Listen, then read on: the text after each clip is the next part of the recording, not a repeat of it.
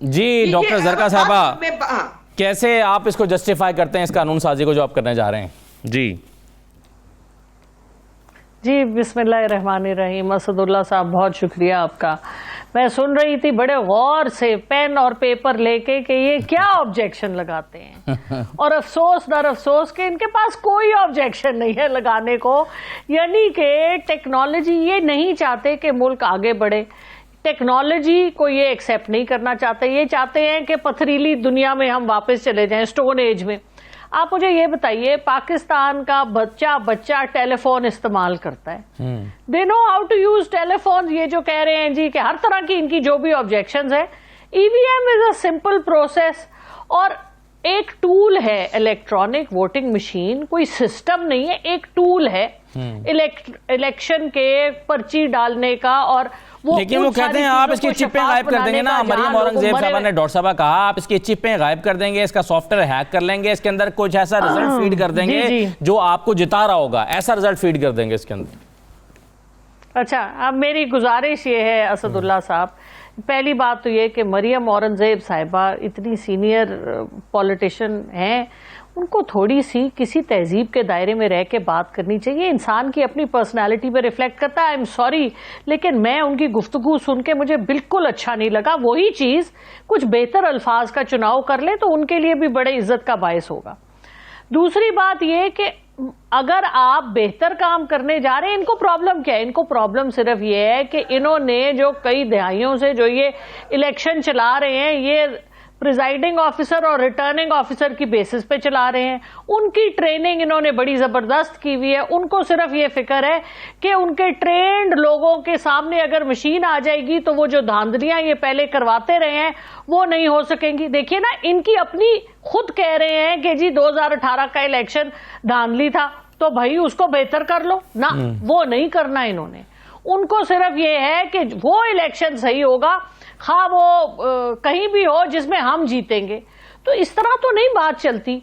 दूसरी बात ये कि बाकी मुल्कों से आप कंपैरिजन कर लें, आप खुद ही बता रहे थे जिस तरह से, तो ये मतलब, और पिछले 3 साल से 4 साल से इलेक्शन कमीशन खुद ये इन्वेस्टिगेशन करा रहे इलेक्ट्रॉनिक वोटिंग मशीन्स की। इसके ऊपर काफी पैसा भी खर्च हुआ है। नेशनल असेंबली और सेनेट के लोग दुनिया में गए हैं, हमारी हुकूमत से पहले का ये काम चल रहा है।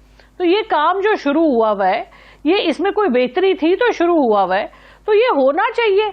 अब या तो इनके पास कोई इस्लाहात हो सही वाली, वो भी नहीं है, टेक्नोलॉजी की तरफ भी इन्होंने नहीं जाना, ये सिर्फ इनका मैं ना मानू वाली इनकी रट है, जो कि बड़े अफसोस। जी सही है। जवाब जरूर दीजिएगा जी अपनी बारी पे। मैंने अपनी बारी मुकम्मल कर लें डॉक्टर साहब। दूसरी बात, मैं आता हूँ शशि साहब आपके पास आता हूँ जी। दूसरी बात ये, सर ने मैंने आपको इंटरफेयर नहीं किया, मैंने कहा नहीं आप करना चाहूंगा। जी मैं आता हूँ आपके पास आता हूँ जी। डॉक्टर साहब बात मुकम्मल कर लें आप जी। बस ये इतनी ही बात है कि ये किस बात की ऑब्जेक्शन है मुझे। तो मैंने अभी इलेक्शन कमीशन के जो लेटेस्ट आए हैं 37 ऑब्जेक्शन, वो भी देखिए ऑब्जेक्शन बताए ना, कोई सॉलिड बात बताएं जिसमें से कुछ मंतक निकले। बाकी ये खेल तमाशा इन्होंने लगाया हुआ है, पार्लियामान का एक मजाक बन गया है। देखिए लोग हंस रहे हैं पाकिस्तान के अवाम कि ये किन बातों पे आपकी सो कॉल्ड पॉलिटिशियंस लड़ रहे हैं। सब जानते हैं कि अंदर की कहानी क्या है। तो हमें एक बेहतर परफॉर्मेंस दिखानी चाहिए जिसमें कि हम एक सेंसिबल और समझदार लोगों की तरह लोग हमें परसीव करें। चलिए शशि पलेश साहब, मुझे ये बताइए कि पीडीएम जो फैसला कर रही है या सोच रही है, जैसे मौलाना फजलुर रहमान तो कन्विंस्ड हैं और वो नवाज शरीफ को मनाने की कोशिश कर रहे हैं कि अगर ज़बरदस्ती ये रिफॉर्म्स लाई जाती हैं और ईवीएम पर इलेक्शन होता है तो इस इलेक्शन का बॉयकॉट करना चाहिए। आप क्या समझती हैं, पीपल्स पार्टी समझती है कि बॉयकॉट बेहतर ऑप्शन है या पीपल्स पार्टी भी इस पर गौर कर सकती है? असदुल्ला साहब, ये देखें, ये जो फैसले होते हैं ये पार्टी की सीसी और लीडरशिप मिलकर करती है।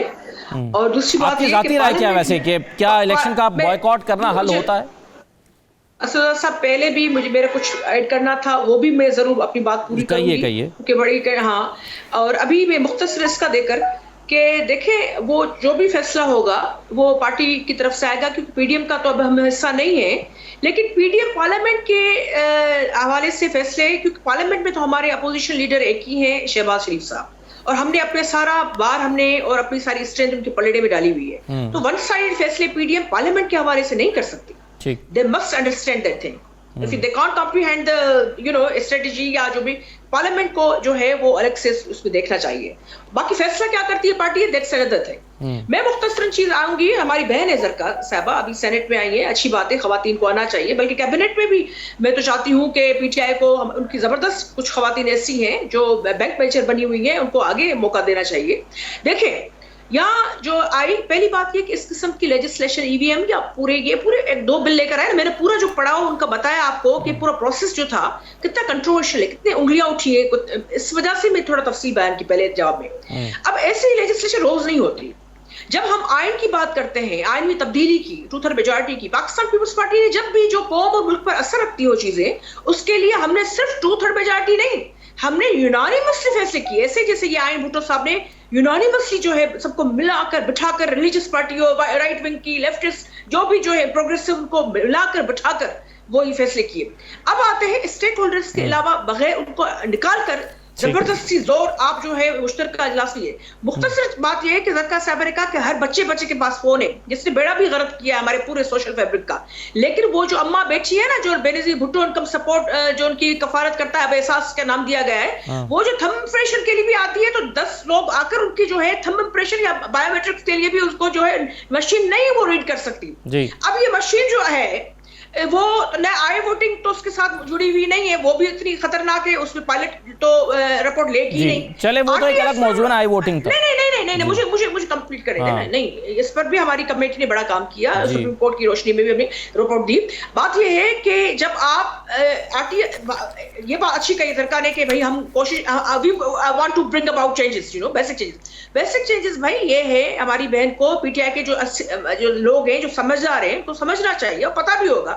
सवाती जैसे सारे लोग नहीं है ना कि लाग लगा देंगे इलेक्शन कमीशन, उनको कनेक्ट लगनी चाहिए। बात यह है कि उनको आरटीएस पर जो रिपोर्ट हमारी कमेटी ने तफसील, सबसे पहले अभी इलेक्शन भी नहीं हुए थे, सारी आजाद सवाती को भी मैंने बुलाया था, उसमें सारे लोगों को, फैसल जावेद इनके दूसरे लोग वगैरह, हमने जो है 50 लोगों क्या कानून, ये कानूनी तो ये तरीका कानूनी नहीं है कि अगर पार्लियामेंट में एक कानून मंजूर हो और इलेक्शन कमीशन क्या उसको मानने की पाबंद नहीं है? सिंपल सा ये बताइए। असदुल्ला साहब ji, pre poll rigging, poll day rigging, post poll जो मामला थे और आरटीएस जैसी चीजें, क्या उन पर होमवर्क इस गवर्नमेंट ने कर दिया? क्या रिपोर्ट्स तक ले नहीं हुई है? सिर्फ इलेक्शन कमीशन को आंख दिखाकर अपने इदारों पर क्वेश्चन मार्क लगाने से आप प्री पोल रिगिंग की बात कर रही हैं। आपने क्या नबील गबोल साहब से पार्टी ने क्या इंक्वायरी की? क्या आपने क्या कहा कि 16 सीटों का कश्मीर में हमसे वादा किया गया था और 11 दी गई?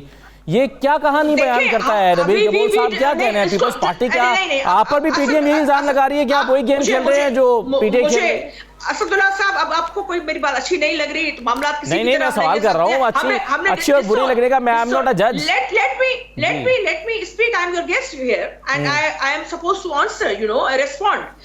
नबील गबोल साहब की उस चीज को डिसोन हमने किया था।